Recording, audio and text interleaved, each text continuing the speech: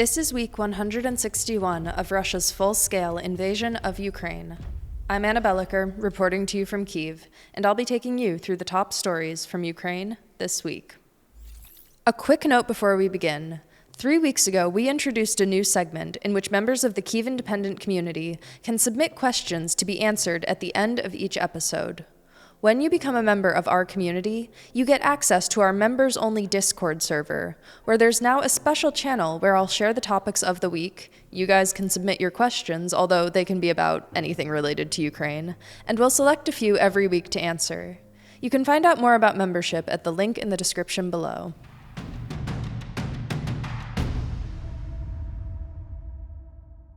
The biggest story this week is undoubtedly the Signal chat scandal that rocked the United States and raised a number of questions about the competence of US President Donald Trump's team and how seriously they take security.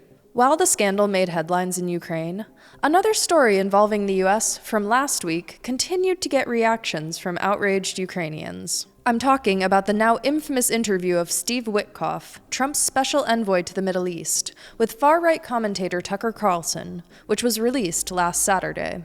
Witkoff, the real estate investor recently turned diplomat who brokered the failed deal between Israel and Hamas earlier this year, is now highly involved in talks on ending Russia's war.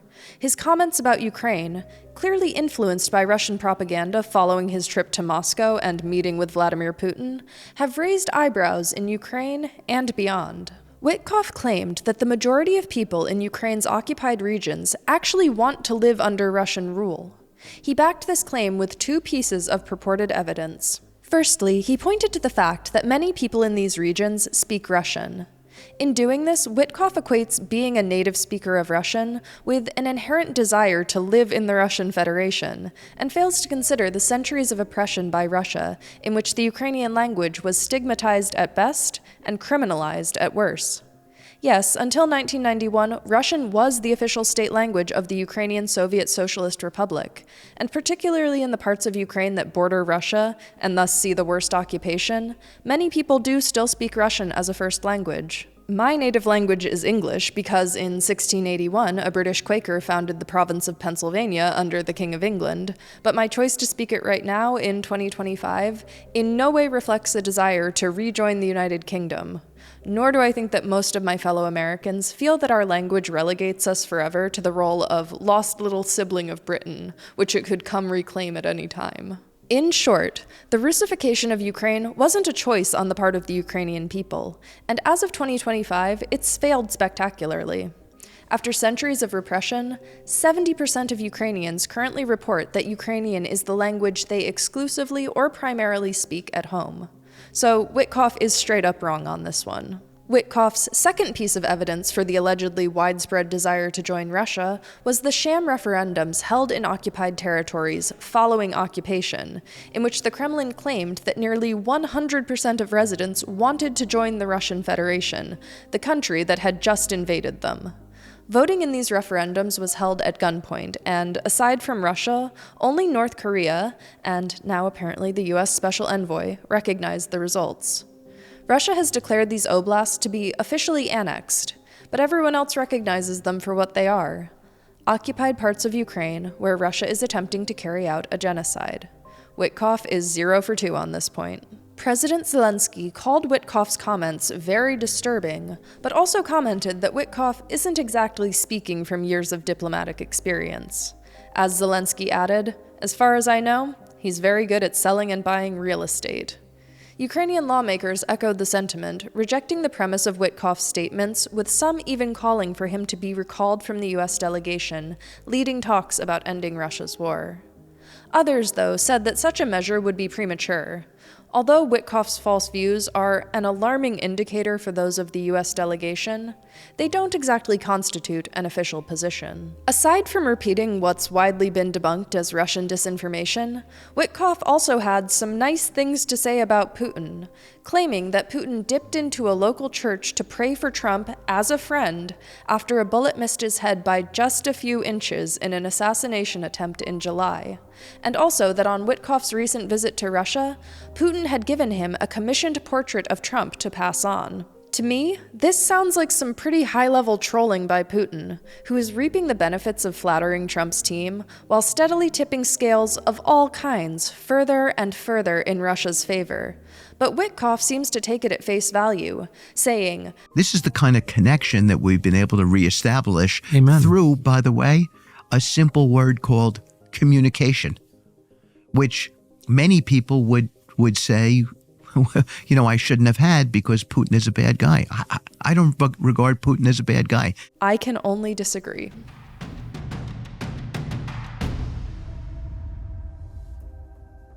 Ukraine's state-owned railway operator suffered a huge cyber attack on March 23rd, with all online ticket sales blocked in what a company spokesperson said was clearly a Russian hacking operation. My colleague Yana visited Kyiv's central train station to find out more. I'll be handing it over to her for a bit.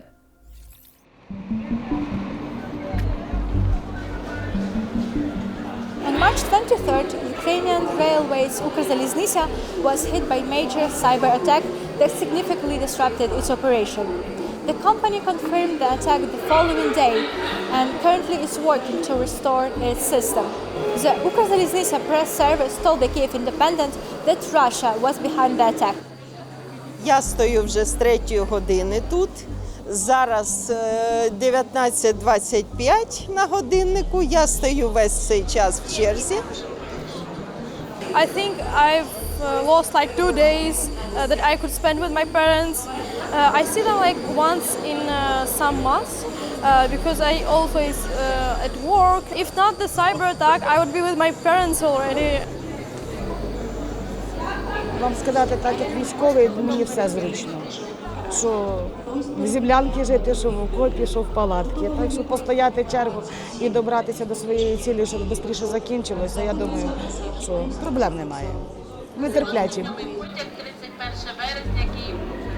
Despite the long lines to buy tickets, Ukrainians continue to use Ukrzaliznytsia as it is fighting the consequences of Russian cyber attack. Ukrzaliznytsia trains are running despite the challenges, and the company hopes to restore all the services shortly.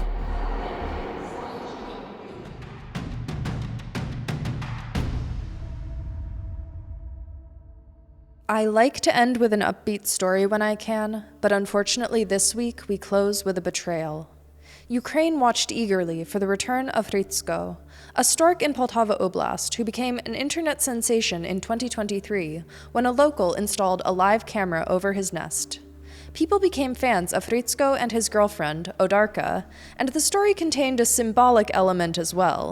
In Ukraine, storks represent prosperity, family, happiness, and the country itself. This year, Hrytsko returned to the nest on March 22nd. My Instagram feed became filled with links to this livestream as people wondered when Odarka would show up. She finally got there on the 24th, and everyone was certain that it was her because of the distinctive spots on her legs.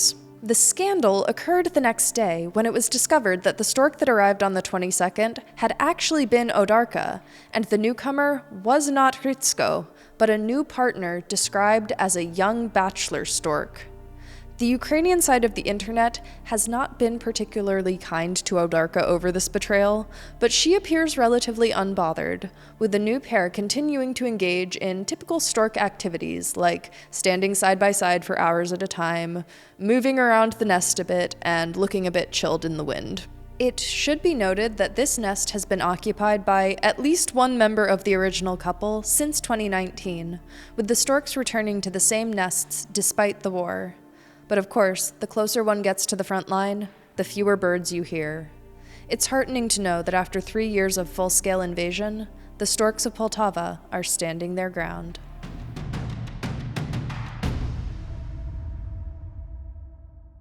For our member question this week, we have this one from Robin. It's a question on Kursk. Will the retreat from most of the occupied territories in Kursk turn into defense against a Russian assault into Sumy Oblast, or will the conflict around that area kind of fizzle out if Russia were to retake the Ukrainian-occupied areas? What do we know about the current front lines in this area and Russia's ambitions in this front of the war? What are Ukraine's ambitions in this area going forward? Will the retreat from Kursk result in increased Russian pressure against other front lines? I'll be handing it over to my colleague Martin to give me a hand with answering. if Ukraine withdraws from Kursk Oblast completely, an invasion of Sumy Oblast is a real possibility.